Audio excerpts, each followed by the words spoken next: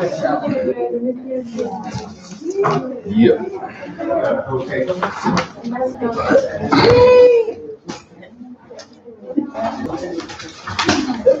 Thank you. Thank you. All right, we got a couple people bringing chairs, but let's get started.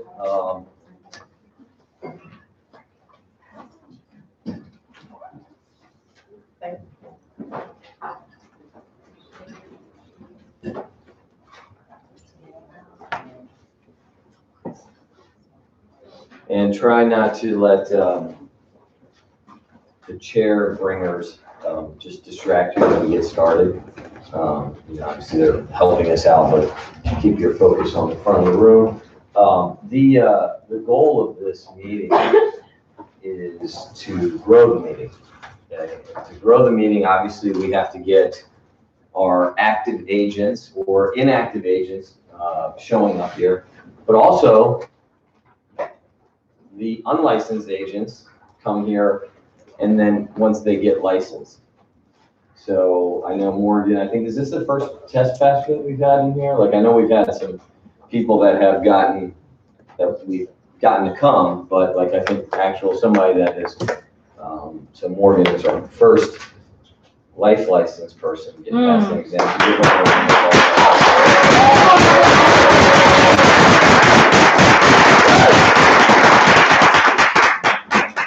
And remember, right? This is about being full time here. This meeting is about being able to survive, right? And even if you have a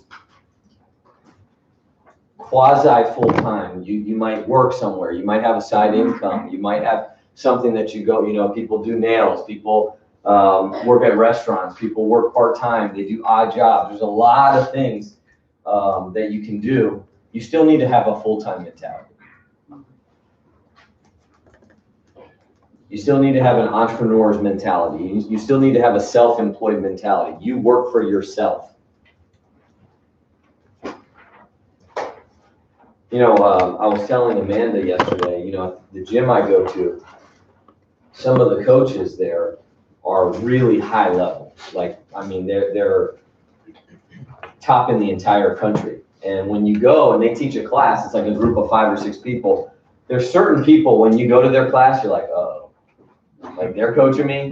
Like, I can't play around. I can't mess around. I can't take off. I can't do this. You got to be that coach. But initially, these guys.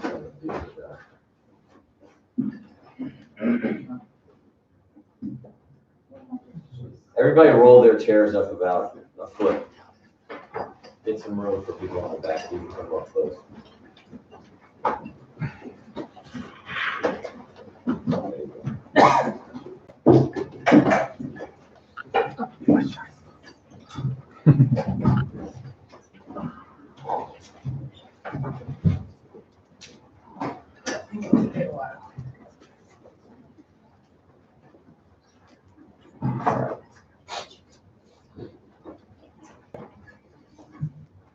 So you got to be that person to yourself. You got to be tough on yourself, right? If you're tough on yourself, no one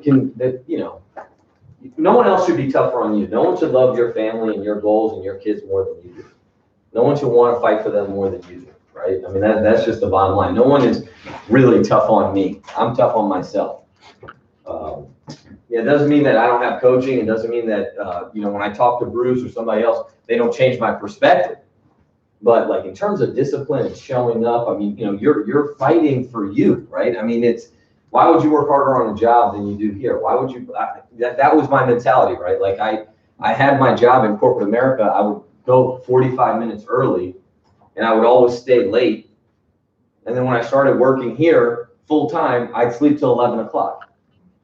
Why did I do that, right? That was terrible programming. And that's what the Friday meeting's about, right? And so enjoying that we're growing and we'll obviously get our head count and hopefully we'll grow this week as well, which would be 3 weeks in a row. First topic that we want to talk about, we have a great training prepared, but I want to talk about referrals a little bit. I'm not actually going to talk about it, but I do want to open up about it, because there's people that roles and that do a more consistent job. So when does the light bulb go on in field training, right? I talk about this all the time. So our business is caught, not taught. Okay, always remember that. You don't really teach the business. You expose people to the business, and the right people get it. Okay, it's like the flu. Repeated exposure, and then people will, oh, okay, and they catch it. Okay, and it's, they catch the environment. That's why you have to be very positive. You have to, walk the walk and talk the talk, right? You got to be, I'm not on social media that much, but sometimes I'll get on and start stalking people, and whatever it is. I see some of your guys' posts and stuff. Like, don't ever post negative stuff. All right, that's the most repulsive thing in the world to post. All right. And I'm not on social media because I don't like it. I like social media. It's just a big time distraction for me. And so I'm not good with temptation. So if I know I'm going to be on something for 45 minutes to an hour, I just don't do it because, but I like some of the stuff I'll read from people. I'm like, wow, that was really good. It was very helpful. I enjoy it. I know that sometimes you guys use this medium, right, to post negativity. It's ridiculous, man. That negativity repels. Anyways, why was I talking about this? You're a walking billboard for Primerica. Thank you. You're a walking billboard for Primerica. Always remember that, right? And you don't have to have a Jaguar. You don't have to have a Mercedes. That stuff is cool. If you have it, if you want to go for it, that's fine. But you got to be a good person. You have to be a disciplined person. You have to work hard. You have to get better. You have to change. Always remember, if you don't change, people are not going to get recruited to this business. If you're not carrying a book, you're not, visibly, there's something different about you. Because people come, still the most difficult task in the world is to change your life. That's still the hardest thing. And the hardest thing is still changing. People do not like change. They fight it, they resist it, right? And leaders, that's what they do. They're change agents. So if Donald is my buddy, and I'm talking to him about changing the world and doing certain things, and man, I'm gonna make it, I'm gonna be successful, I'm gonna have a business, I'm gonna make $100,000 a year, passive income, I show him the cash flow quadrant, all the corny stuff we talk about. That you need to, it has to be hardwired in your brain. Always talking about that stuff. And Donald sees me, and I tell him how great the business is, and I have training on Saturday morning, business meeting, and I sleep in, and I don't go, and he calls me, and he's like, oh, how was your meeting? And I say, oh, man, I forgot. Or worse, I lie about it. What is he saying? Well, Primerica didn't change you. Why would it change me? Why would I? But if he sees that I'm different, he says, man, something's different about you. Your talk is different. Your enthusiasm is different. You read now. You're not going to the same places. What's this networking group that you're starting? Or what do you mean you're part of the young professionals? Whatever you're trying to do, anything to do, change. Wow, what? Did you shave today? Wow, it's a nice tie. Something, right? Something. People want to be around that. They may resist you in the beginning because it's uncomfortable, but they want to be around that. So you're a walking billboard, right? Always remember that. Your attitude, smiling, walking fast, talking fast, being enthusiastic, always. Never a dull day in Primerica, right? And the worst day in Primerica is still better than the best day at a job. Always remember this. Never a punishment here. So when training people, if I'm taking Josh out in the field, okay, and always remember that's where you build real relationships in the field. It's not in the office, okay? In the office, one-on-one, that's important. But in the field, to an appointment, on the way back from an appointment, debriefing from an appointment. That's where you build the real relationships. I tell people all the time, right? Like you're in the car with somebody, and I don't talk to that many people, right? So in the car, you kind of like have to talk, right? It's just you and that person. It's very awkward. So, why'd you join? You get to find out about the person and. Oh, tell me about this, or what made you start, what were you nervous about, and then you talk for 30 minutes, 45 minutes, or however long it is to go to the appointment, And that's how you build a relationship. Then you go do the appointment, and the person's, it's awesome because Josh is scared to death. You're scared to death too. You just don't tell him that, but you're scared to death to go on an appointment because every appointment, if you're not getting butterflies, right, you're not really alive in the business. So I'm not saying you're not nervous that you don't know the presentation, but you don't know how it's going to go, right? And so you should always have that healthy nervousness. And then you go out and you kill it, right? You do an awesome job, you present, you close, you do whatever. What is the trainee seeing? Okay, so here's what they're saying. If they see a professional presentation, great. If they see a close, even better. Because what I saw, right, my trainer closed my first appointment, and I saw my sister at that time, right, write a check. She wrote a check, $200 a month for insurance. And I knew, and I was not licensed at that time, so and I knew how the training went. That's okay. We didn't have a field training bonus, so it was a whole different conversation than we do now. But I knew somebody got paid, and I knew that my trainer set up an appointment. I set up an appointment with somebody in the qualified market, and we went out, and business was done. Exactly what he told me would happen. The light bulb went off right there. Okay, now. We had a two-part process. So the close was on the second appointment, and on the second appointment, we got referrals. And my sister gave, I think, 6 to 8 referrals. I don't remember exactly how many, but it was more than 5, and it was less than 10. Another light bulb went on. These are more people to see.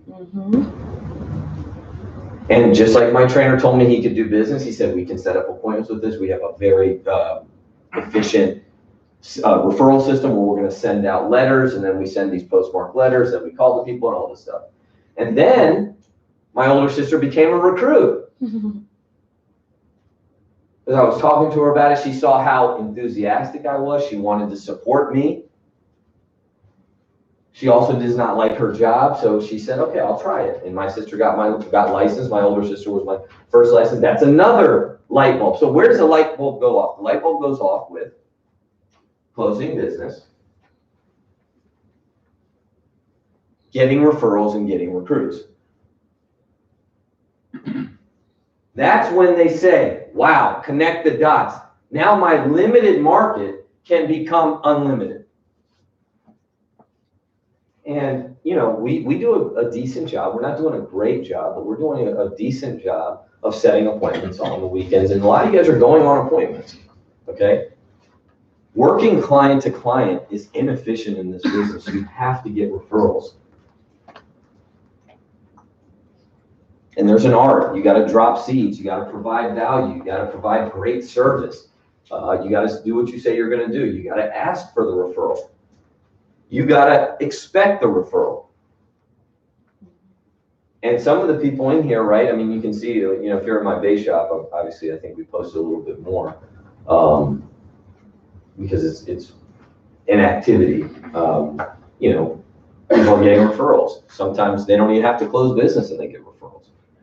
And I wanted Jen to come up and talk just a little bit about her referral dialogue, because if you're not having consistent production and you're working client to client, you're deficient in referrals. That's just it, period. All right. And if you do a good job for the client, you educate them, you provide value, you help them, you assist them, you teach them something, you went to their home, you got them out of a bad policy. We don't charge money. We don't have a required minimum of $250,000. I was talking to this guy, right? Samir and I knew a guy that used to be in our team, and he got recruited away. And he works for a boutique investment firm. They're a subsidiary of New York Life. And we were just picking his brain. He was picking our brain. We were talking. And he was like, yeah, I do.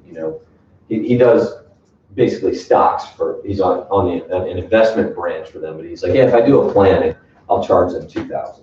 He said that. He's like, now, it's a little involved and this and that, but I'll charge them $2,000. He goes, but, I spend like 14 hours on that. Like $2,000 just for the plan? Not if they implemented anything. And I know the guy. I'm like, dude, I know you don't spend any time.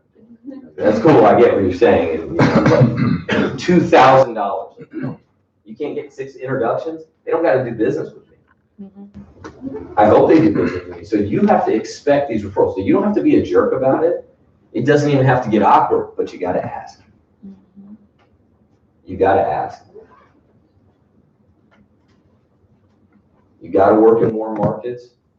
You gotta set up the shop, right? And so I wanted Jen to go over her dialogue real quick, just for a few minutes and talk about referrals. I know she's been doing a good job of that. And keeps her production consistent because, and then also when you're field training people, they see it, right? Like, hey, I have 50 referrals to go see. By taking you on these 10, 15 appointments, we have 50 referrals, right? That's the goal. So let's give it up for Jen Lee.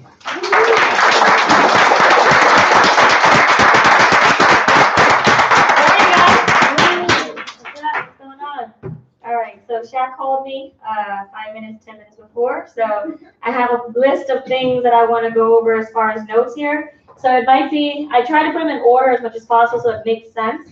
But if you guys have questions, please ask them because this wasn't an overnight thing for me to learn as far as the skill set. But when I first came in, I worked 80 hours a week at Ruby Tuesday and Frozen Yo. My jobs were next to each other, so I was really more, not paycheck to paycheck, but paycheck to negative, right? Like paycheck to Monday, really. Like Lisa Jones says, you're not paycheck to paycheck, you're paycheck to Monday for some of us.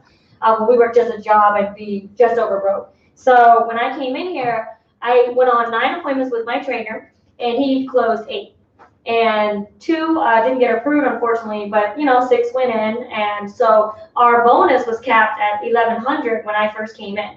Now the bonus is unlimited. But how do you get that unlimited bonus for the recruit or the new person when you don't know how to make their market unlimited, right?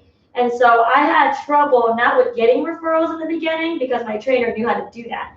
I was just never taught because I guess I went off to school or college. And, most people who go back to college out of state, they don't do anything. They just focus on school. But then a few minority of us, we actually do stuff while we're in college, like Shondell did, right? I know Shondell built a team while she was away at college, and so did I. So I didn't know how to call the referral. My trainer didn't teach me. I wasn't really aware there was a script for it either. It's called the referral track. It's on the Google Drive, by the way, you guys. It's called referral track. I didn't know that was existent, so I went ahead and took it upon myself to call my referrals that my trainer got for me through training, and I completely botched it, completely. And I was so scared to even do anything on my own after that. But once I found there were scripts, Steam script, referral track script, and all these other scripts, I was just like, holy crap, there's a system here. And I need to figure out if anybody else knows something that I don't know yet before I do something, right? And so that also goes to, me reaching out to certain people that had proven concepts already and they knew what they were doing. A lot of people have tips and tricks of the trade, but it sounds good only, that's all it is. And if it sounds so good and a new person is new, they don't know if it's proven or not, right? So if you're in here and people on your sideline are giving you tips, run it through your upline first, because whether you make money or not, your sideline does not care. It does not affect them. Does that make sense? Mm-hmm. Make sure you run it through your upline first, whether it's Shaq, if it's me, I'm your upline, or whoever else is your upline in this room, right? So, make sense, guys? Okay, cool. So I didn't want people feeling like me, not knowing how to call a referral, so I learned how to do it myself. And I found an opportunity there. And so I seeked out Ratna. Ratna she's our office manager in Shaq's base, obviously, as you guys know. And I call her the Cambodian queen because really, she's the one that gets big rollover referrals, every type of referral you can think about. Her clients, they know that she expects referrals from her without her having to ask now because she's been running it for years. So this process wasn't overnight for me. It was, me just refining it over and over and over again and making sure that I could do it as much like Ratna as much as possible because she's the one that really brought it to my attention, right? And I ran it through with Shaq obviously first and I practiced. And remember, it's not what it's not what the trainee sees in the field, is what they don't see. Because in cheerleading, me and Shug we had to learn like 140 cheers throughout the whole year. We didn't just learn those cheers in cheerleading practice. We learned them outside of practice. I was in my room doing these cheers loud as heck, and my mom's yelling at me like, be quiet, Like that's how we should be. If we want to be a pro, we want to practice in our own kitchen table with our parents or whoever you can. And if you're in this room and did that, I'm pretty sure you're a top producer in the room, right? So if you're a top producer, you're always practice outside of training. So obviously know what you're talking about, which is all the other skill sets. So there's 2 benefits of referrals that I saw. One was always another place to go, like Shaq said. And 2, I wanted to retain my teammates. Because if I'm closing in the field, like Shaq said, they know that you're getting paid, you're licensed. And so naturally, some people, they want to hold their sales and their easiest sales until they get licensed. But the issue with that is, are you really trained if you don't go on as many appointments? You don't see every type of scenario you could, right? So the trainee now is not trained as much as they could be, or not at all. And 2, even if they can close their mother, daughter, sister, cousin, brother, who's really hot market to them, now what do they do with the people that, they don't really know that well? Now their skill sets have to speak for themselves. So I wanted to show, okay, 3 to 5 referrals is the minimum I would take in an appointment. I would not walk out without a referral. I expect to get a referral, especially when the client or potential client is nodding the whole time and I'm getting yes momentum. Yes momentum is they're saying yes to your questions, minor questions, like how many people do you feel, wouldn't you agree that a lot of people need this help? Yes, that's a yes momentum type of question, right? So you build more of that and you get to the big yes, which is the close. And even if they're not closing, if you build enough yes momentum and it's got enough value and you shock them enough, especially with the compound interest side, then they can't say they didn't learn anything, right?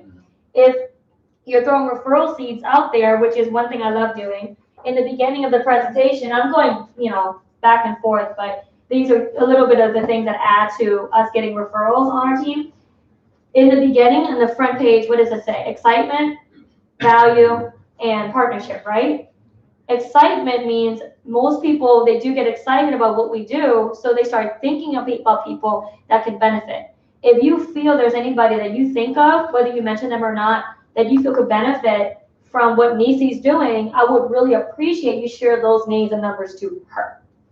Why? Because I know they're not going to give them to me, but they're helping her in the end of the day, so why not just introduce them to her, right? People always think in their mind, oh yeah, I want to wait till Nisi's licensed, right?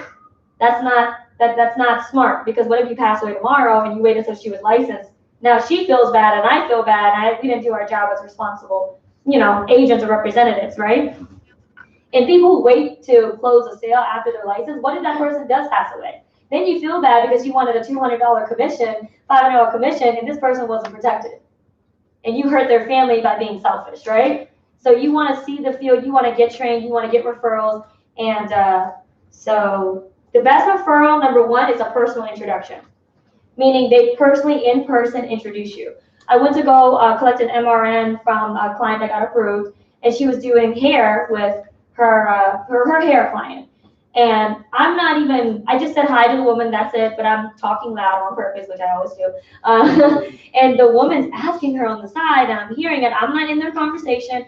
And as soon as I'm about to leave, Buffy, my client, she goes, hey, my client wants to speak to you. And I go, oh, okay, awesome. Well, what can I do for you, right? I'm very light. I'm not aggressive at all. What can I do for you? What do you need help with? Oh yeah, well, Buffy told me that you helped her with life insurance. Me and my husband need that too. I was like, oh, okay, great. Well, I'm not really able to meet right now because I have another appointment. I'm really busy, but we can set up an appointment where I can do a home visit for you guys. I'd rather talk about it anyways with your husband being there, right? And that way, if you guys like me enough, you can invite me a second time back. And I do that just so that they feel they don't have to cut a check right then and there. And that way, it's a takeaway, right? Yeah. Good guys? So the best referral is a personal introduction. Next is a 3-way text, right? Because they don't really hear you. They just see your name and number. But most of the time, we're going to do 3-way text, or the client's going to call the potential client there that they referred you. And then the worst way is just getting a name and number, and you have to call them like a cold call, right? And the only way that I feel from my experience that you're really going to set that is if you're really good on that phone. And that means your tone of voice has to be very welcoming. You have to be very soft. No type of, no ounce of pressure, aggressiveness, nothing if you do a cold call. Nothing. Especially when you're trying to ask for business over the phone. And so I have learned how to do that better now. So, and when you ask for referrals, going into the kitchen table, when you ask for referrals, it's all about how you present yourself. from the time you get on the phone setting that appointment with the new teammates, mom, dad, whoever it is you're talking to, when you do the triangle office and set that initial KT, from the time you get on that phone, that's when your KT starts. It's not when you walk in that door. From the time you set that KT with the person, right? Or confirm it if the recruiter has said it. And then to the time you, get to the kitchen table and close, right? So as soon as you walk in, you gotta be looking good, okay? They're not gonna refer you if you look like, I don't know what other people look like, but I have worked on my looks at the kitchen table, okay? But I feel like most of us know how to look presentable, right? You gotta, if you're a man, shave, right? Unless you're a woman, have facial hair too. But, nails have to be done. I'll never forget one of my best friends in this company. She told me, it was just, we were talking. She was like, I would never do business with anybody with dirty nails. I was like, oh, shoot. And she said, or chip nails. I was like, ugh, right? And she wasn't saying anything about me. We were just talking, right? And then from there, I was like, I gotta get my nails done all the time, or they gotta be clean cut, right? You can't have dirty nails. You can't have chipped nails at all. You have to be presentable. Because if you're doing business and you're a professional, why not look the part, right? Smell good also, check your smell, right? Breath, all of that. So those are minor things that play into part. You're not presenting just the company only, it's yourself. It's how you talk, how you walk, your confidence. You don't have to know everything, but the way you present yourself has to be like, okay, I know what I'm talking about when I do answer the question. If you don't know the answer to the question, just say I have an expert that can help you with that more than I can, right? And I work with an expert directly. If it's investment, I have an expert that works actually directly with my clients about that. You don't have to say, I don't know the answer to that question. You say, that's a great question. I have an expert, right? People appreciate that. That's adding to your, the respect that they have for you when they do refer you, right? You want to be firm in the kitchen table, dropping C's out the whole time. If people are mentioning their friends and family, like, oh yeah, I mean, I'm okay, but this person really needs help. Like they have 2 kids, this would be great for them, right? You want to log that in your brain and then ask later when they say, I don't know anybody. What about your brother that you mentioned? Okay, because some people are going to say, what do most people say? I don't know what? Anybody. But the whole presentation, they were mentioning people, right? The whole presentation, they said, you ask them, that may not be you that doesn't have $26,000 in your retirement account, but you probably know people like that, don't you? And then people say, yeah, I do. So now you go back to that, like, hey, earlier you said that this was probably not you, but you know people like that, don't you, Morgan? So who are those people, right? And you go back to that, just little things that you throw in. So building rapport throughout the whole time. So ask about the pictures. When you go in, if you look at pictures, I've heard this from Caprice Singh, who's one of the newest $1 million earners now, from New York, awesome lady. She gets like 100 referrals in the kitchen table. So this is nothing, this is small compared to what she does, but she will not walk out the kitchen table without any referrals. Her average, I think, is like 20 referrals per kitchen table. So she's no joke. But she said, what did she say? I just lost my train of thought. Pictures. Pictures on the wall, thank you. So she'll walk in and purposely look at the pictures on the wall because when you walk in, you're not going straight to the kitchen table. You're building some rapport, you're looking around, shoes off, right? And you're looking, you're seeing, oh, who is this, Oh, is that your child? No, that's my nephew. Cool, got it, right? Oh, that's my godchild. Cool, got it, right? I'm looking for the children in the pictures. I'm looking for the grown children in the pictures. Oh, cool, awesome. How many kids do you have? Oh, does she have any kids? Oh, you have grandkids. Oh, how many kids do you have? How many grandkids do you have? I went to Pittsburgh. Somebody had 19 grandkids. Wow. I'm working on it, right? I'm working on it. I mean, not me, but I'm working on the referrals. All right, cool. That's a back. I don't think I'm popping up 19 kids. So when you get in the kitchen table, I start asking for the referral by the time I finish dime. So if you can pull up dime really quick, Thomas. And I don't have a whiteboard to write on, as far as like the actual paperwork, but dime.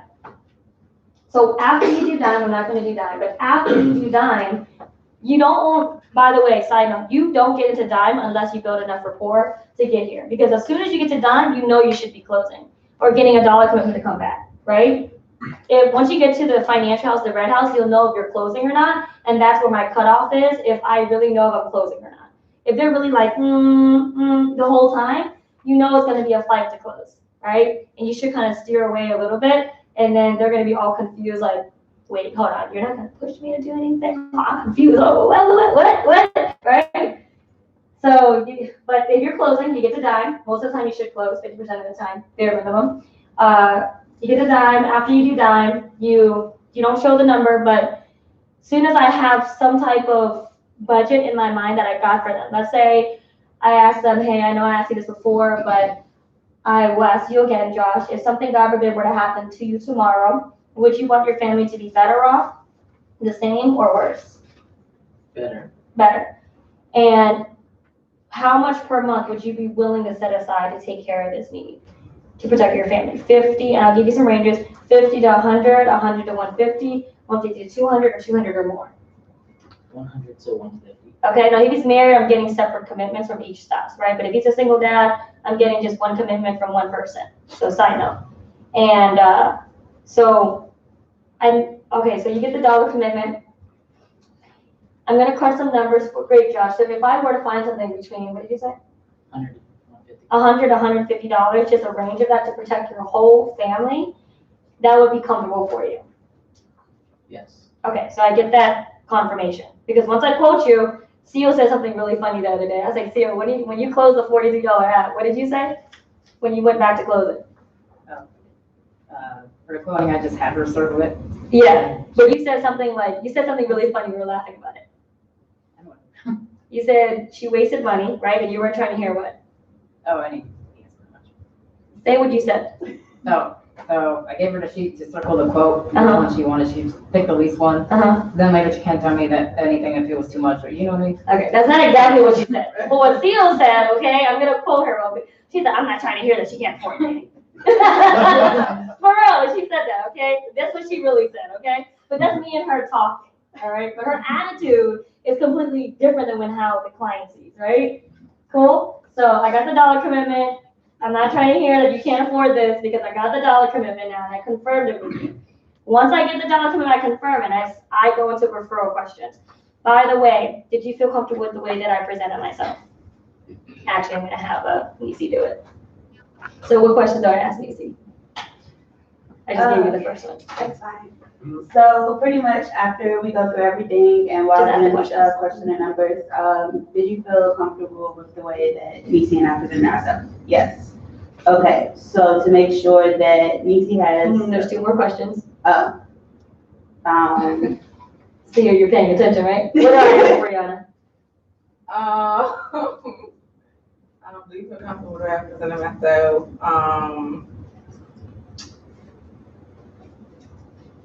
Caught, just caught. Caught. Did you see any value in what we provided you today? Did you get any value, right? Write this down because this is gonna be consistent income. And did we answer all your questions regardless of whether or not you asked them? And when I say that, I kind of like joke around with them because sometimes people don't ask questions, right, Agina? When you're training, you're like, you tell them to ask questions, but they don't ask questions. Did we answer all your questions regardless of whether or not you asked them, Mr. and Mrs. Klein? And they started laughing like, yeah, you answered all of it. Cool. The reason why I asked is because my biggest responsibility is to help Jenny here have more places to go. And when she's licensed and trained, I want her to be confident to present in front of people that actually deserve to hear the same information, right? By the way, there's a whole script. I want you guys to keep writing this down, but there's a whole script that I sent to Thomas already, the whole dialogue I go through. So I encourage you to look at it. It looks long, but it really isn't that long, honestly. I broke it down into bits and parts. Yeah, that. Step 1 and step 2, step 3. So, yeah, so it's on there, but did you feel comfortable with the way that we presented ourselves today? Yes. Did you get any value? Did we provide any value to you today at all? Yes. And did we answer all your questions regardless of whether or not you asked them, Mr. and Mrs. Client? Yes, ha ha ha, yeah. Sorry we didn't ask any questions. Okay, cool. The reason why I asked is my biggest responsibility is to help Brianna have other places to go. We normally ask for 5 to 10 introductions to other families and parents like yourself who you feel deserve to hear the same information. Now, whether or not they want to actually take a phone call, That's their decision, but we already know that half of those referrals or introductions you provide to Brianna will actually want to take a 2-minute phone call. We know people in this area, and I nod, right? I nod, and people are like, yeah. So why does that work when I say that? Let me go through the psychology. Bruce, who makes $1.3 million a year, Bruce says if you tell people what they're thinking, you got their attention. Because now understand that you understand what they understand, right? So we're all on the same page here, Mr. and Mrs. Client. So whether or not they want to take the phone call, Robert, we want them to make that decision. We know in this area, only half of those people actually want to take a 2-minute phone call, right? Yeah. Yeah. So we don't know who's actually going to want to take the phone call, but we want you to, even though you give Brianna the name and number to that person you feel that deserves his information, right? That if they text you back or call you back, we want you to talk to them first. And if they text or call you back and say, I don't want any 4'11" Vietnamese woman calling me, okay, cool. And then they start laughing at the kitchen table, like, oh, no, they're not going to say that, right? No, it's fine. We're going to cross off the list. We don't want to bother them. Just like you liked how we treated you today, we're going to treat them the same exact way. Because if we embarrass you or hurt your credibility, you're probably never going to introduce Brianna to somebody else, would you? No. Right. And so we promise we won't embarrass you or hurt your credibility, but who do you know that's genuinely responsible, like yourself, and deserves to hear the same information? And I let Brianna do the work while I crunch the numbers. By the way, what's your birthday? And I go into quoting while Brianna's collecting the referrals. So any questions about that before I go into what the trainee knows what she's doing or he's doing? No questions? No. Okay. So Brianna, before we go into the kitchen table, I want to have at least a 5-minute conversation with my trainee because I want my trainee, one, to pay attention. Okay, so they should know the questions to the referral script, right? In case. Just teasing you guys. However, Brianna, when we go on this, whether or not we do business, right? They will decide if they want to do business with us, they see value. But whether or not we do business, we're going to walk out here with referrals, okay? Now, that's going to be your responsibility. Outside of introducing me as your trainer and asking for the kitchen table, I want you to ask for the referrals. So I'm going to get into referral conversation. You'll know exactly when that comes, so just make sure you pay attention, right? So she knows she's looking for that conversation to happen. Once I start talking about referrals, I look at her while I'm talking to the client, right? And Brianna, I want you to ask, who do you know that's responsible and deserves to hear this information? I don't want you to ask, do you know anybody? I want you to ask, who do you know? Right? What's the difference? What's the difference in asking, do you know anybody versus who do you know? It's an open-ended question, yeah. And most times when we get a yes or no question asked at us, what's the answer we want to get? No. No, right? So if you know people are like that, why would you dig yourself a hole and commit suicide? Right? Not joking at all, but literally. So you don't want to jump off the cliff, and you know exactly the cliff is right there, right? So that's how I prepare the trainee. Now, what if somebody says very, very, very few times somebody will tell me now, based on how we present over the kitchen table, that they don't know anybody. Even if they do say that, what do we do, Nisi? We don't just stop there, do we? No. You'll still ask again in a way oh, so who else do you know, like yourself, that's responsible? Mm-hmm. Just like not the last KT, but the one prior to that, she's like, oh, I don't know anybody. And then when we asked again, it's kind of oh, wait, you know what? I do know this person. Oh, I do know this person. And just that's when more comes out of it and you get more. Yeah. Open. So I would be more specific. So I start asking, well, what about your cousin? What about your brother? What about the nephew that you mentioned, right? What about her mom, right? Mm-hmm. So it's not that they don't know anybody. It's that they don't think that person would be interested. That's the real issue, right? They don't want to bother people, question mark. So quote unquote, we know that that's going to happen. So prepare for that. It's just like we know when it comes to the money, things get what? Fun, right? So it's never, I want to think about it. It's never this. Most of the time, it's going to be the money issue. So you got to narrow it down to that, right? So once you get to, yeah, but that person, yeah, I don't think that they're going to be interested. Oh, why not? They just won't. Okay. So this is very rarely I'll use it, but I got it from Mara, Arizona. And I say, listen, you got a lot of value, right? And we're going to help you out and everything. But let's say you implement this plan and we help you and you become way better financially. You're financially independent. You reach your goals further than what you could ever imagine. 20, 30 years down the road. And you walk into Walmart and you see your cousin that you lost touch with, you had touch with them today, but 20 years later you just lost touch, right? And you're not in a bad, relationship with them, but you see them and they're the cashier. And I'm like, oh, Agina, wow, you look great. I mean, what did you do? Like, what are you doing these days? Oh yeah, I retired early, I met this financial coach named Jen Lee, and she just changed my life. But I just didn't think you'd be interested. If your cousin 30 years later could not turn back 30 years, and you made that decision for him, how would you feel that you took that opportunity away without even letting them make their own decision? Hmm. I've only done that twice. Always got a referral. Oh, okay, put them down. Yeah. Okay, here you go. Yeah, take the number down. Yeah, cool. Just talk to them, let them know. They say no, that's cool. We just want them to see. We want to hear the no, right? But we don't want to take people's opportunity away, because would you really appreciate if somebody made a decision for you without talking to you first, Morgan? Right. Treat people the way you want your mom to be treated, right? Cool. All right, so that's how we really get referrals, and that's just the psychology front to back. But it's not going to be an overnight thing. It's really the mentality and how you present yourself. And if you know what you're talking about and you've gotten enough yes momentum, you should be walking out with referrals. And that recruit, they'll take you on more appointments because they know you're building a foundation for them. Because once they're licensed, they know what they're doing, they know the presentations, they know the scenarios, and they know how to call the referrals as well. Okay? Good, guys? Questions? All right, thank you. Bring up chat.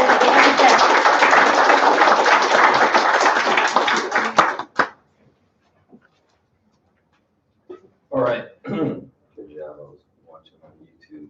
You're a lot taller on YouTube, but you're just as loud.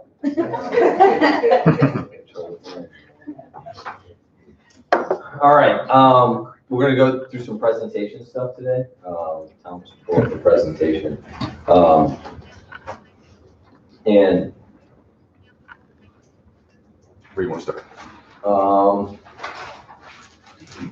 You can start at the house. So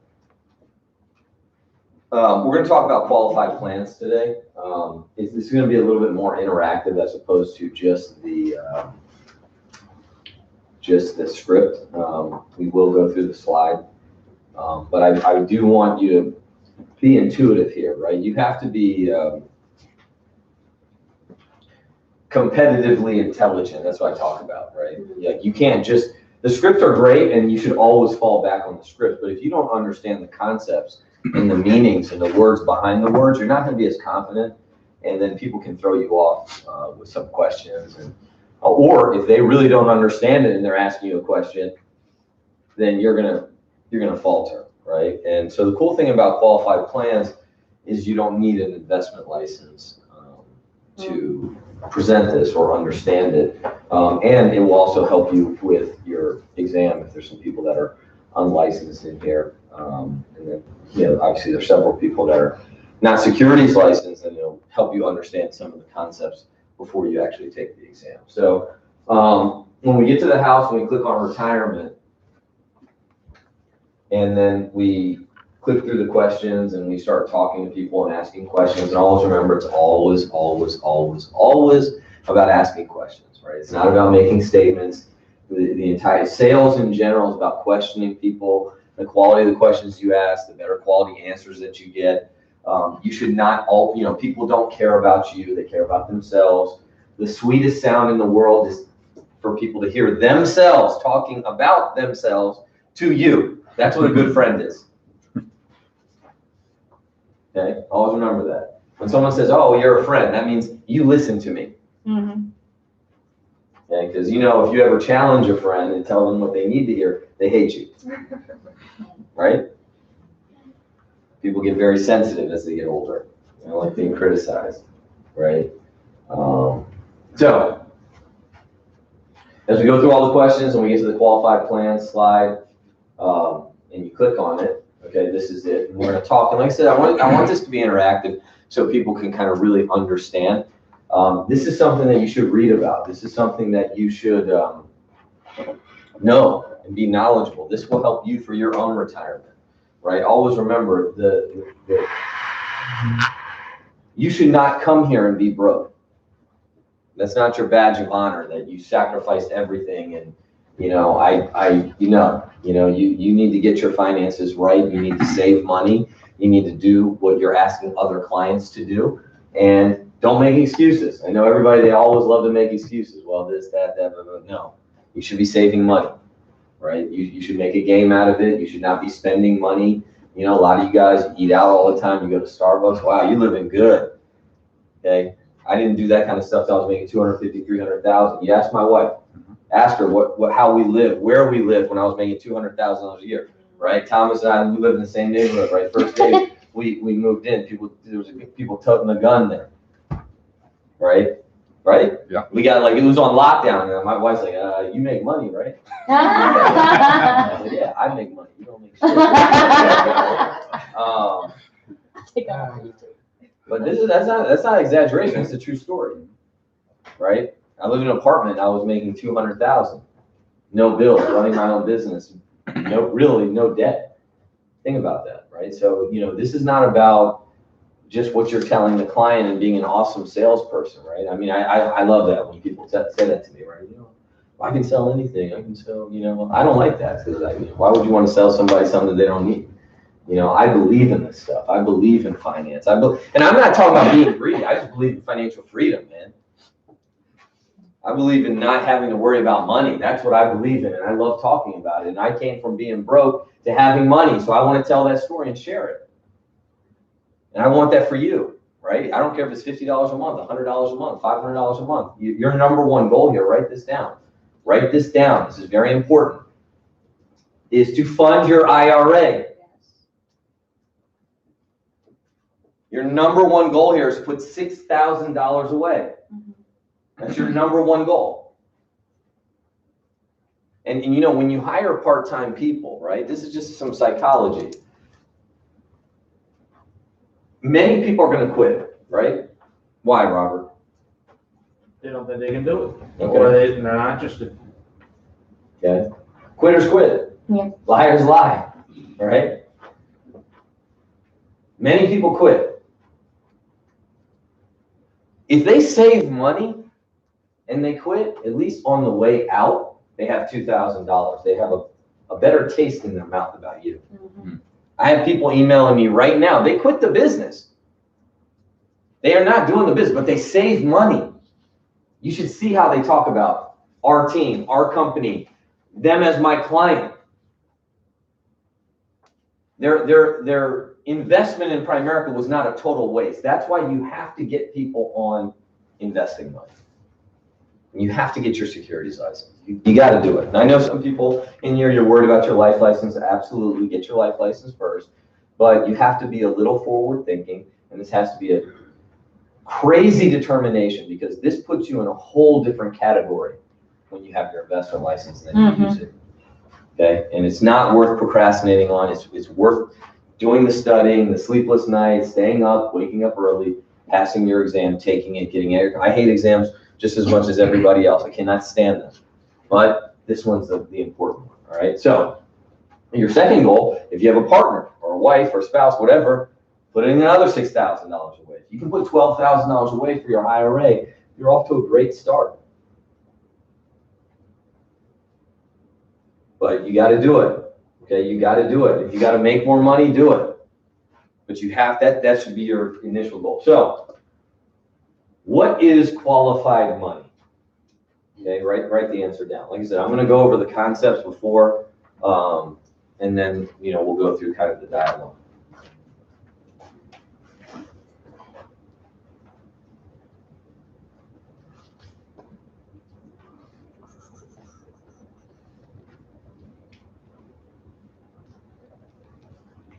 Rod, what's qualified money? Qualified money is a claim recognized by the IRS, and you get 401k, IRA, a TSP, a 403b. Okay, so qualified money is exactly what Rod said. It's money that is distinguished or recognized by the IRS. Okay. Who does not know what the IRS is, right? IRS, what? The Internal Revenue Service, right? Is that right? I should know what they are if they said what. They take taxes, right?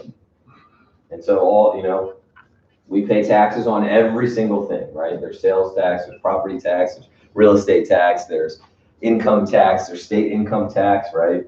There's a lot of tax that we pay, okay? And when you pay taxes, that money goes somewhere, right? And it's supposed to go to what? Military, schools, roads, schools, all those things, right? And so we, workers, through our wages and profits and income from business and income from investments, we pay taxes, and that funds the Internal Revenue Service. Okay, just so you understand basic fine. Look, a lot of people don't know what this is. They have no idea what these concepts are. And some of you might say it, but you really don't understand it. And you don't have to be a 10 out of 10, but you should have some general knowledge. Okay. And Rod, we want to pay less taxes, right? Right. Why? Less taxes we pay, they don't go up. Right. Well, what happens is if you pay less taxes, you get to keep more of your money, and you can manage your own money, spend your own money, right? And I'm not saying evade taxes. I mean that. I'm not saying that, right? I paid a lot of taxes, right? I paid, I don't know, $100,000 a year plus in taxes. Think about that. Right, my goal was to make 100,000. I pay over 100,000 in taxes every single year. So I understand this, but you still want to keep less. Pay less so you can keep more, so you can use more, give more, whatever you want to do with your money. But if you don't understand a little bit about deductions and things like that, that's not going to happen. And that's an area that we help people. Okay, this is an area right here is learning how to save for retirement, but also pay less in taxes on your way to retirement.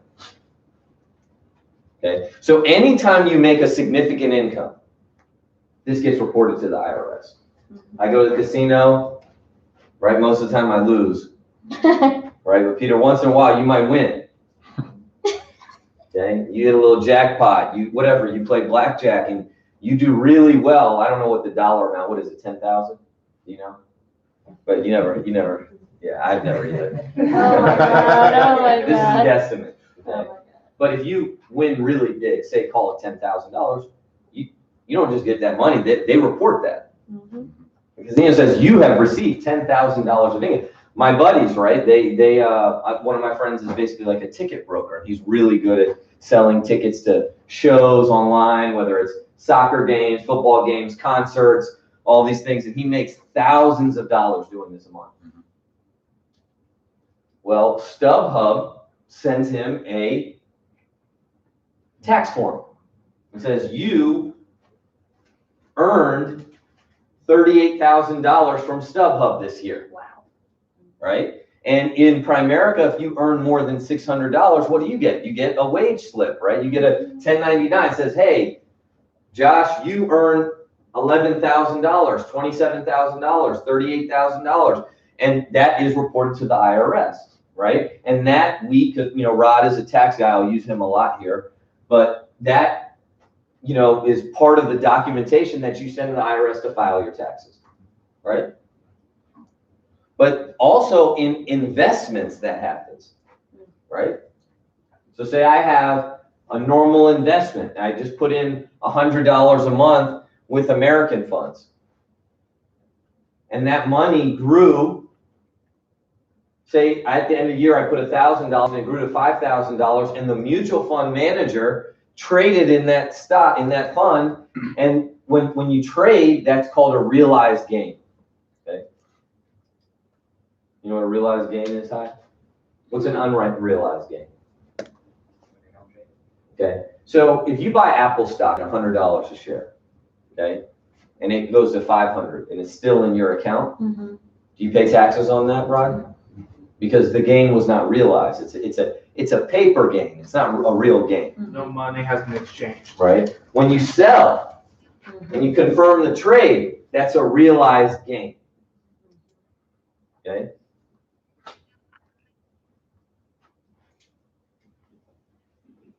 So I put money in an American Funds account.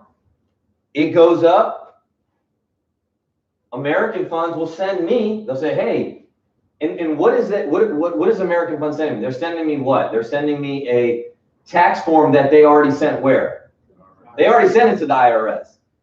Okay, so you can't get out of this. They already sent it. They know, because American Funds has accountability with the IRS. They have to send that there.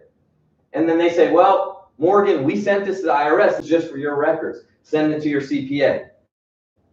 Okay, now most people don't have to worry about this because they're broke. Okay? Always remember this, right? Bruce told me this one of the very first meetings I ever went to. He goes, if you're not paying taxes, you're broke, you're dead, or you're going to jail. Okay? That's what he said to me. If you're not paying taxes, you're broke, you're dead, or you're going to jail. Okay, so I'm not saying you want to send all the money in the world, but part of becoming wealthy is paying taxes. Okay, it's a certainty. So you got to learn about it.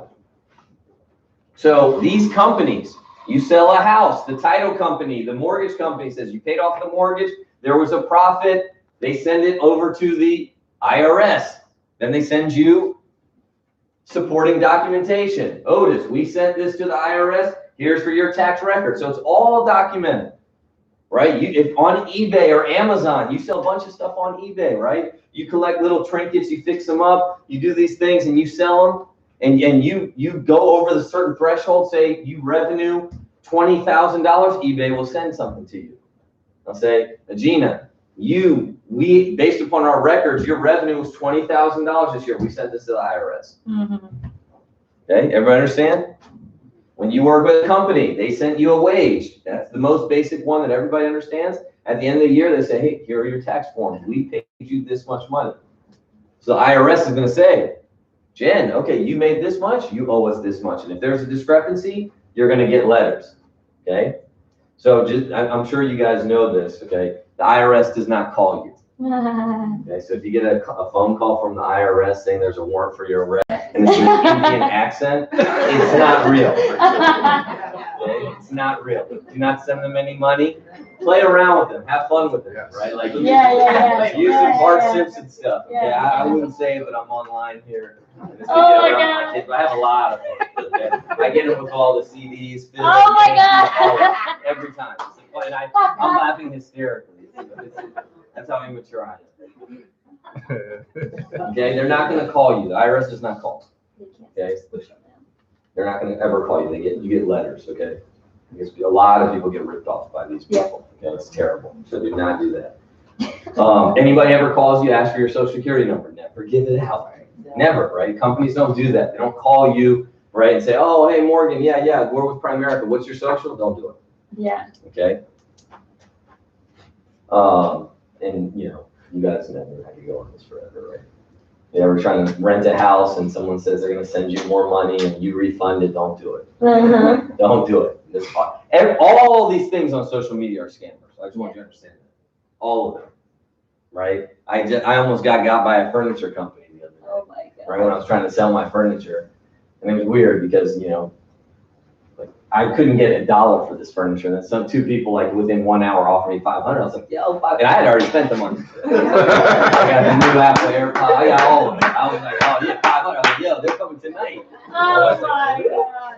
And I was like, yeah, they're coming. Then I get this email. I was like, hey, I can't come, but I'm sending somebody. Can I send you the check now? And unfortunately, my company's allotted $1,000. I know it's $500, and then they want you to refund it. And I was like, that's a scam. Yeah. Pay through the app. Don't they sent me a private message. It's just ridiculous, right? Yeah. So anyways, all right. So that's how taxes work, right? Anytime you earn income on anything, in any sort of substantial amount, they report to the IRS.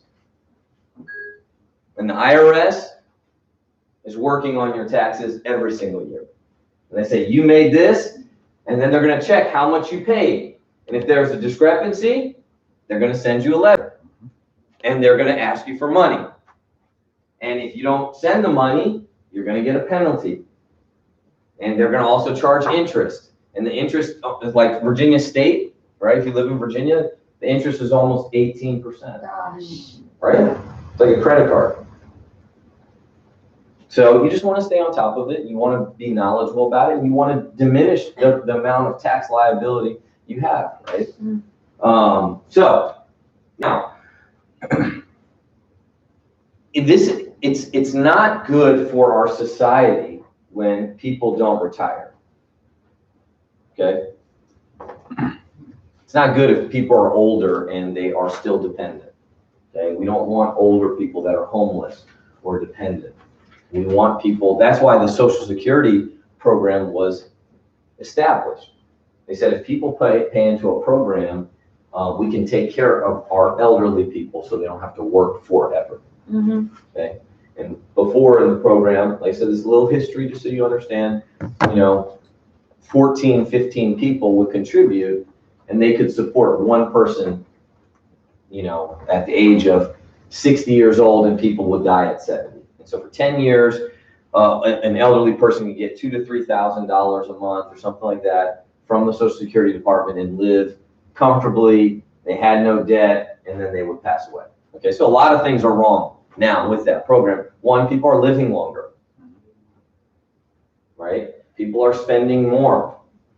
And the bottom has fallen out on Social Security because it used to be 14 to 15 people with baby boomers and things like that. Now it's 2 to 1 or 1 to 1. So 2 people or 1 person supporting somebody. And now instead of 10 years, it's 15, 20, 30 years. So the Social Security program, while it's a good concept and the intention was right, it's not working. Okay? So you got to take care of your own retirement. And you got to be passionate about this, right? You got to be passionate about saving money, just like you're passionate about protecting families. Because, we did this before, right? There's only a few simple steps: protect, grow, right? I mean, it's just not that difficult, right? So qualified plans were instituted to help people save for retirement, and specifically for retirement. And then now they've kind of gravitated a little bit towards college. Okay? But ideally, what they're set up for is for clients to save for retirement. For consumers and citizens to save for retirement. Okay? So you've heard of some of these, right? 401k, 403b, TSP, IRA, Roth IRA, SEP IRA. And the reason why they have different names, Val, why do they have different names?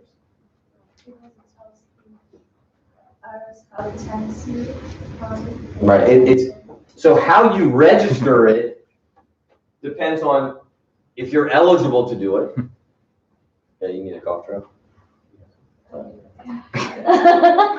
Get her a lozenge or Dr. Rivers back there.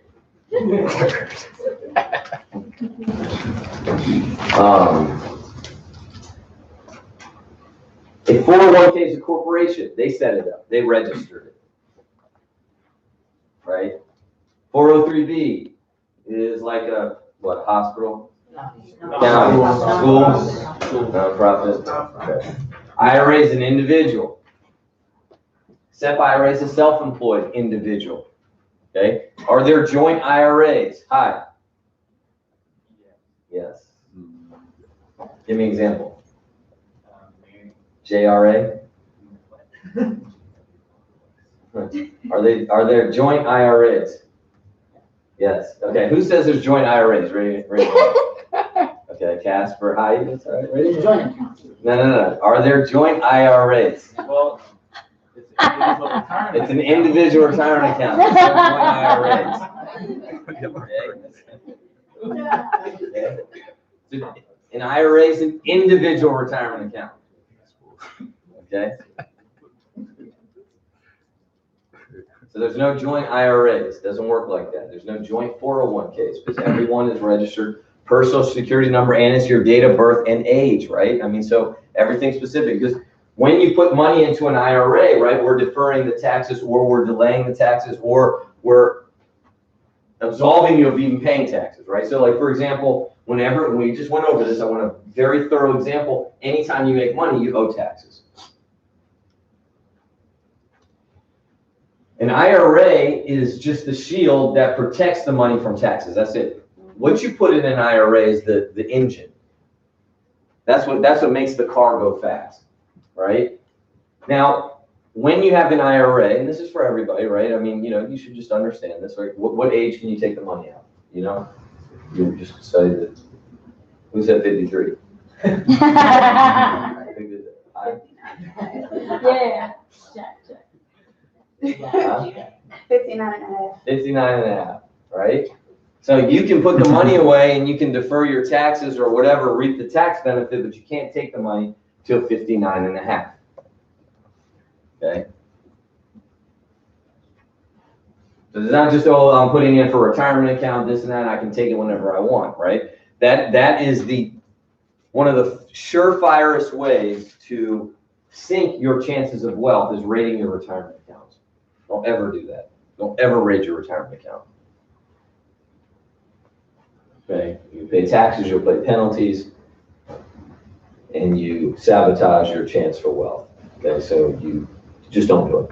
All right, so now there's two types of shields. There's tax deferred, which we'll go over, right? Say examples, your 401k. So the money that you put in your 401k, do you pay taxes on that? No. Yes. Yes. How are you licensed? How did you get this license?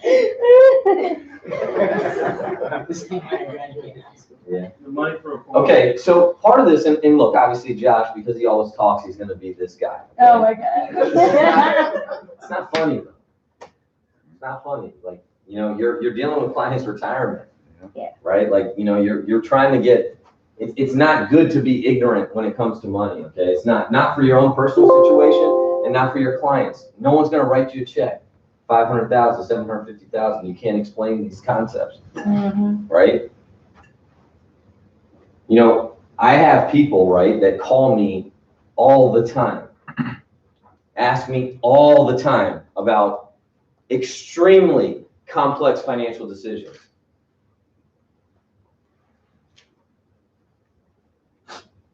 Whether it's my recruits, my agents, my RVPs, my clients, my parents, my friends, my parents' friends, they're always calling me, and they're you have to be knowledgeable.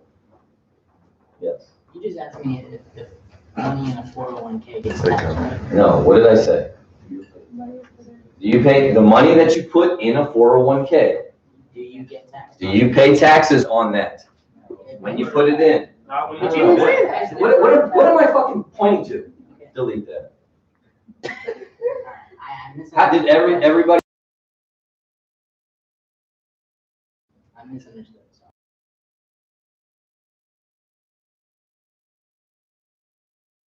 I don't care, okay? But you should know this.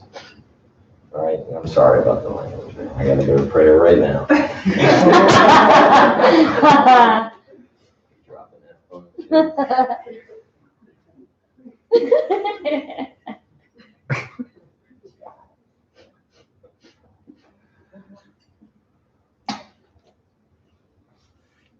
Okay. So money goes in pre-tax, which means what? You did not pay taxes on that money. It's a what, Rod? It's a deduction. Okay.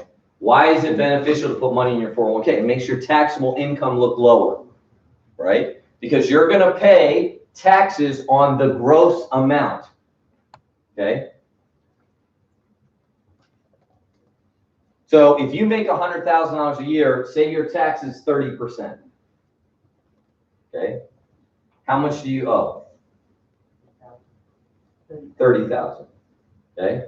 Now, if you put 10,000 in your 401k, this is called your adjusted gross. This takes your income down. So IRS says, how much did you make this year? Rod says 100,000. You owe, say you fall into the 30% tax bracket, you owe $30,000. They withheld from his paychecks 27,000, so he has a bill for 3,000, right? Say they withhold from your paycheck 35,000, then what? You get a refund of your overpayment. That's how the IRS works. okay? But what the IRS says is if you spend on certain things, we will adjust your gross income, right? We will adjust it, therefore making it look lower for the taxable amount, okay? So just write down some deductions, okay? Normal deductions. We don't have to get complex. Write down some deductions, just so you understand. You got to understand basic tax laws here.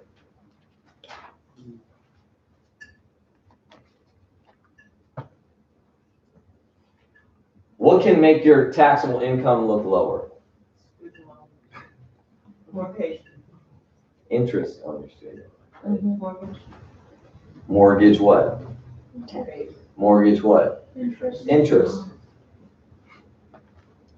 Not just mortgage, right? Mortgage interest. So the interest, which obviously in the beginning is the majority of the mortgage. What else, Rod? Give me a couple. Get to see. Yeah. Well, if your business or health insurance is a big one, right? So health insurance is a big one. Mortgage interest is a big one. You know, and then some of them are there's factors, right? You know, they factor in, right? Say like they might be daycare expenses at half. So if you paid $12,000 for daycare, $1,000 a month, they might do it half, depending on your income, right? So that's how the IRS works. And so the lower it looks, so if you put in, say you made 100,000, Rod made 100,000, and he put 10,000 in his 401k. Now the IRS, his income looks at 90,000.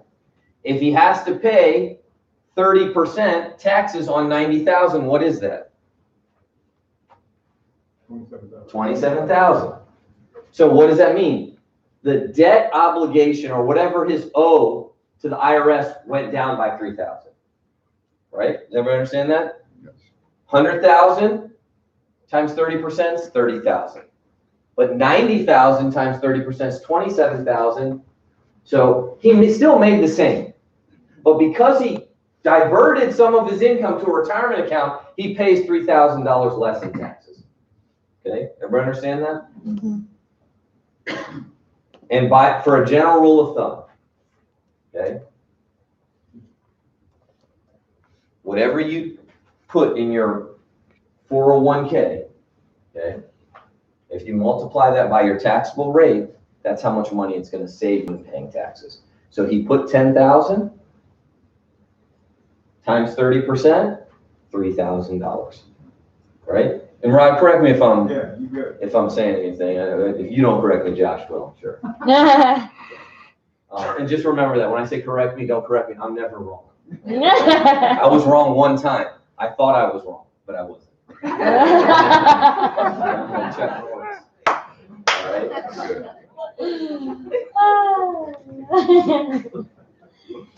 right. From the guy that says there's a joint IRA. Literally for 30 seconds before this. It is. There's a joint IRA?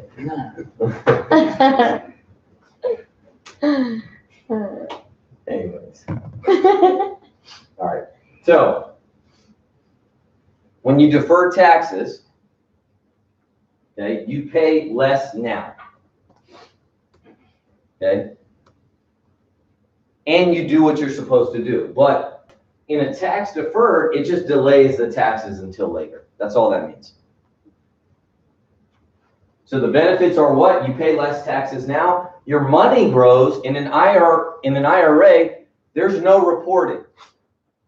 Okay? Anything that's in an IRA, the IRS doesn't get anything unless you take the money. American Funds isn't going to send anything to the IRS. It doesn't matter how much it grows. It could grow 50%. This 10,000 can go to a million, 100 million, 100,000. Doesn't matter. There is no reporting to the IRS. Anything that's in that money, in that account, is sheltered. They don't even get a letter. But later on, when you are eligible for retirement and you start taking money, every time you take money, you have to pay taxes on the total amount. Now, generally, taxes are lower in retirement. Okay, there's a lower tax bracket, right? It's staged, right, depending on your income. You know, you don't just pay a flat amount, but like the first 10,000, then the 30,000, 40,000. But on a general rule of thumb, I just tell my clients it's about half. It's about half. Your retirement income is about half of your average working income. That's a range, okay, depending on if you're high income, low income. If you're low income, sometimes you pay nothing, okay? But you will pay taxes. So benefits of a retirement account: lower your contributions are tax deductible, which makes your income look lower, so you pay less taxes. The money grows tax deferred, so your money can grow. Like every year in my non-qualified money, I get something sent to the IRS, and they say, and that adds into what I have to owe in taxes. So your money goes tax deferred. It doesn't. There's no reporting. It goes tax deferred. But then at retirement, you have to pay the taxes. The benefit are what? You pay less taxes, okay? But you're still going to pay taxes on the entire amount, and they do that by how you withdraw the money. If you took it in one shot, you pay it all there. You take it little by little, which is what we recommend for clients. Every time you take money, you have to pay the taxes. Okay, so you're taxed on the principal and the growth. Okay, there is one account that's tax-free, and that's the Roth IRA. Okay, the Roth IRA, the money is after tax. So your contributions, they don't have any effect on your taxes, right? Like all your money, when you spend money, right? You buy a phone. Say you're not a business owner. You buy bottles of water. You buy clothes. All of that is after tax money, and it's spent. It doesn't help you at all for taxes, at all. And listen, even if you're an employee, you don't make a lot of money, you know, right? I remember reading this in Rich Dad Poor Dad, and it's true. The average employee works from January till almost May to pay their taxes. Always remember that. Wow. Is that right? Yeah. So you make 50 grand. You don't make 50 grand. That's your gross. You still have to pay taxes. So what you do before and after taxes are very important. You spend all your money after on stupid stuff that you really don't need, that's going to hurt you. You're not going to get ahead. And I know what kind of society we're in, right? Like, you know, I was reading something the other day. It says, you know, like, how was your day today, right? We talked about that. Like, how was your day today? That, like, you know, people would always say that before. How was your day today? You know, I don't hear that anymore, but that's like how people live, like all about today. How was your day today? Well, I don't, right? Like, I'm all about sacrifice, man. If it doesn't make sense long-term, it doesn't make sense for me, right? I like short-term fun too. I like desirable things and pleasurable activities, but if it's not long-term, it doesn't matter. And that is the defeat of people in America, especially when it comes to finance. They have no long-term vision. They're just looking about today. And that's the problem. And so you have to be very careful what you do before tax and after tax. So the Roth IRA is after tax. It has no bearing on your taxes. It comes from, say, your checking account after all the deductions have been paid or taken out. This 10,000 goes to 100,000. Well, you're taxed on just what you put in, all the money you get, all the growth, all the interest, all of it. You get to take tax-free, no tax. And we know what, right? When your account gets really big and starts growing at that time, right? At 10%, 12%, 15%. Then that becomes extremely significant, right? Mm-hmm. So when we ask our clients, which would you rather be taxed on, the principal only, or, you know, or I always use this, what would you rather tax, the principal and the growth, or just the principal? And they're going to say, what, just the principal? Right? So, keep going. So when we talk about retirement, right, most people put their money in the 401k. when we're doing the qualified plans presentation, our goal is to get them to do a Roth IRA, right? Your investments, Joel, that's your subscription service. That's you starting an app that gets downloaded all the time, and every time they download, you're getting paid. $100 a month, $200 a month, $300 a month, $500 a month. Between the husband and the wife, $1,000 a month, right? That's your subscription service. That's how you get paid all the time, residually. You know, all these multi-level companies, that's all they sell on is residual incomes. They don't have any upfront cash. They don't have, insurance. They don't have, well, you'll make money forever buying your own toilet paper. That's what they say. You can make money forever ordering your own coffee. You'll make money forever getting your own facial lotion. Yeah. And the wheels start spinning. Wow, okay, I can order this stuff over and over and over again. And if I get a couple people, I'll make money for the rest of my life if I get a lifetime client. And they're not going to be a lifetime client. They're going to go to Walmart or Target or wherever they go, Neiman Marcus, to buy their stuff. But here, an IRA that does $100, $200, $300 a month for the rest of your life, that's a client. And you get paid forever. And as that account grows, you get paid forever. And that's not, you get paid twice, right? On the account size at the end of the year and the monthly contributions that they're making. So when people put money in a 401k, the limit on that is $19,000. Okay, that's the max that you can put in, or 15%, whichever is lower. So if somebody makes $60,000 a year, Morgan, how much can they contribute? What's the max they can do? 19,000? Robert, if somebody makes $60,000, I'll give you a chance, Josh. Somebody makes $60,000. What's the max they can do?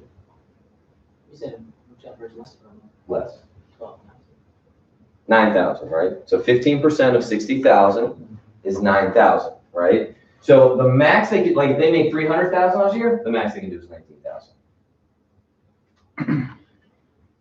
If you, and this is for tests, right? Is this on your test? I don't know. I think it was on mine. No, it's not on life. 15%.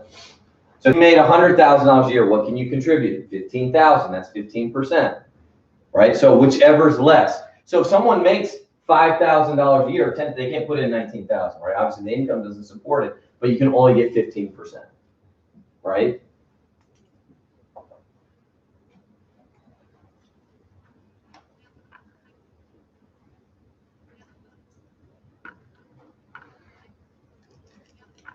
So they cap your 401k contribution at 19,000 or 15%, whichever is lower.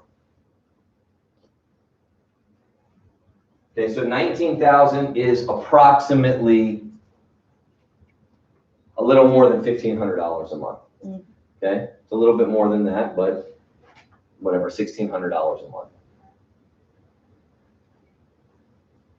Right? That's the max that you could do. And that's if your income supports it. Your income has to be high to do that. And there's no income limit, meaning what? If you make $300,000 a year, you can still contribute to a 401k. You make $500,000 a year, you can still contribute to a 401k. The Roth IRA, the most you can do is $6,000 a year. That's the most. Now, if you make $3,000, you can only do $3,000. If you make $10,000, you can still do $6,000. All right, so your income has to be above $6,000. You can only contribute what your income is. But there is an income limit, meaning if you make between these ranges, you can't make a full contribution. So if you make over $199, you can't do any of this.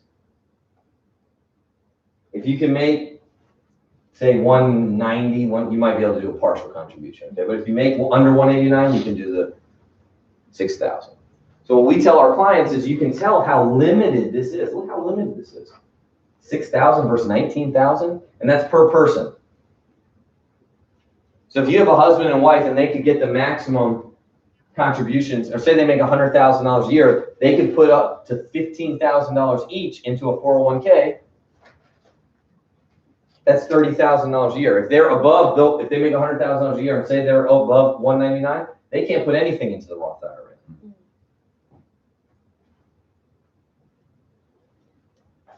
So you can always tell, Morgan, by how limited this is,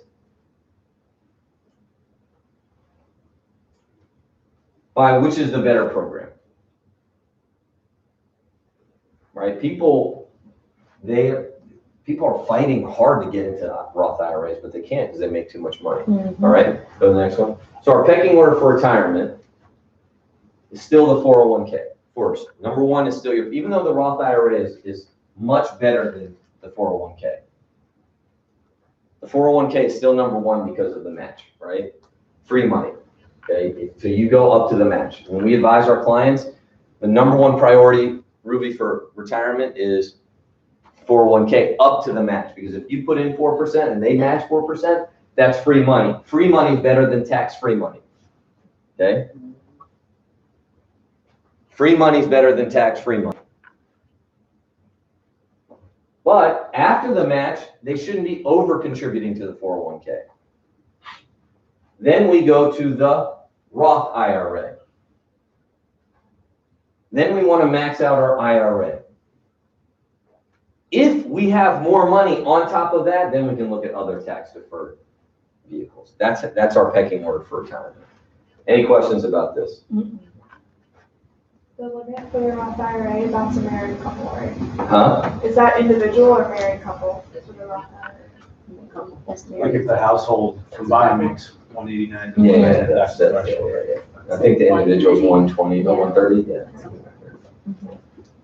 So I don't know. What if it's one spouse makes 140 and the other, makes nothing? Is that home or makes 10,000? If they file joint, Yeah. then it's just a total number. If they file individually, Yeah. right, then you can't. You couldn't do it. But if they're just single, right, and they make 140, they couldn't do it. Okay. And look, for me, how I got all my accounts when I started was this. I just used this presentation. I always talk about the Roth IRA, the IRA, tax deferred versus tax free. Let's get your, putting $500 a month away. A great closing tool that I always use, I always say this to people, right? I say, hey, look, people in your situation, when I sit down with clients that are kind of in your situation, usually they feel comfortable putting away $300 to $500. I just put it out there. And they say, okay, because they want to keep up with the Joneses. They want to be able to, they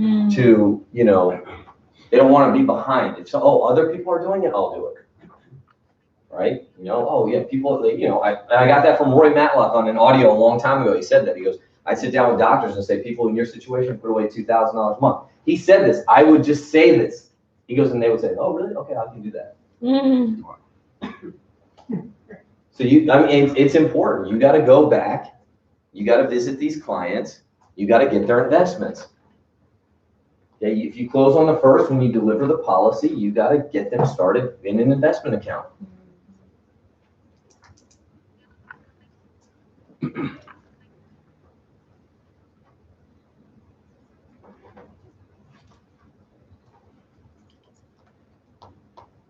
This is your subscription service, right?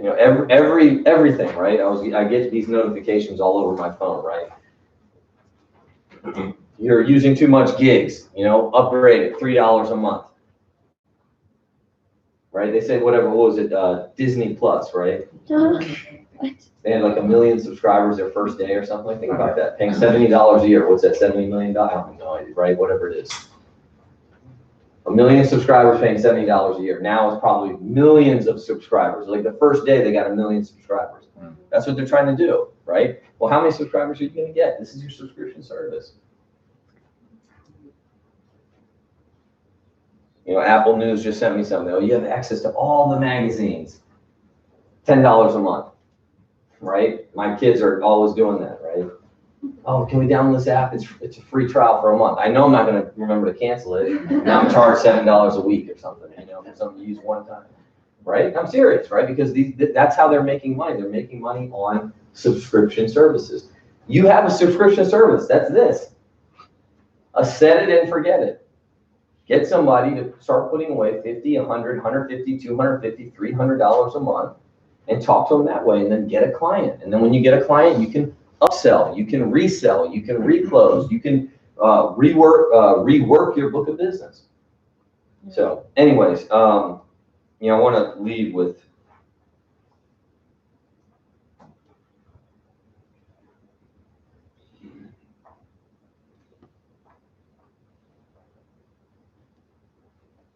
I want to leave with something. You know, I was thinking about, I was reading something stupid yesterday. A very easy read book. It was a self-improvement book, and it talked about the basic, this concept that you guys have heard along. If you've been here for a while, you've heard this: the thermostat versus the thermometer, right? But they had an interesting take on it, right? What's the analogy, Joel, on the thermostat versus the thermometer? Do you know? People can either respond to the environment or they can set the environment. So if you're a thermostat, you are kind of down and you're trying to you're kind of getting the environment down, or you say down, but you can also set it up and be excited and positive, have the rest of the people around you be positive as well. Right. So if you think about it, right, a thermometer measures the environment. It takes the temperature. The thermostat changes the temperature. Right? So if you think about it, in our business, the thermostat is the leader. The thermometer says it's too cold. They whine, they cry. They point out stuff, but they don't change anything.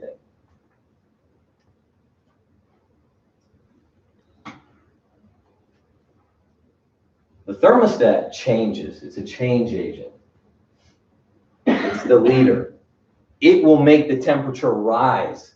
The environment's a little flat, we make it rise. We need to be on point. They focus the environment. Look, without leaders, there's no followers. Always remember that. Followers need a leader, and we need you, right? Part of this is, it's a leadership business, right? I mean, if you want to build a big team here, you got to be a great leader. And leading is leading. It's not talk about leading. It's not reading about leading. It's leading. It's doing it first. It's being an example. It's doing the things that you're asking other people to do. Being disciplined, having a good work ethic. I had some inclination, you know, I played sports and stuff like that, but I learned everything here. Every single thing I learned here. Through the meetings, through the trainings, through the events, through the books, through the audios, through trial and error. Some things worked. I did a little bit more. Some things didn't work. I cut that out. So tomorrow, okay, I'm not sure on how we're going to do Super Saturdays. I looked at the numbers. I've been looking at them. It is Super Saturday tomorrow, okay, but I'm not sure how the format will be because of the numbers from November. You know, I don't know how much super is in that. Now, some people did well. We will recognize them. Don't worry about that. But we may have it a little bit more conventional. I'll let you guys know tonight. Either way, training's going to be great. Bring your list, bring your playbook, which is your list, and get ready to set appointments. Okay. I didn't say this before I brought Jen up, but because I forgot, but now I'll remember it now. Your goal is to have 100 qualified referrals to call every Saturday. That should be your goal. You have 100 qualified referrals, emergency contacts, appointments you could set. You're not going to have an appointment problem. Okay, which eventually will lead to not having a money problem. Because the reason why people leave the business after they've been licensed is lack of appointments. So if you're focused on it by asking for referrals, by having a recruit have a top 10 list that you can call tomorrow, that counts as 10. 10 good qualified referrals, right? If you get to a point where you have 100 calls to make every weekend,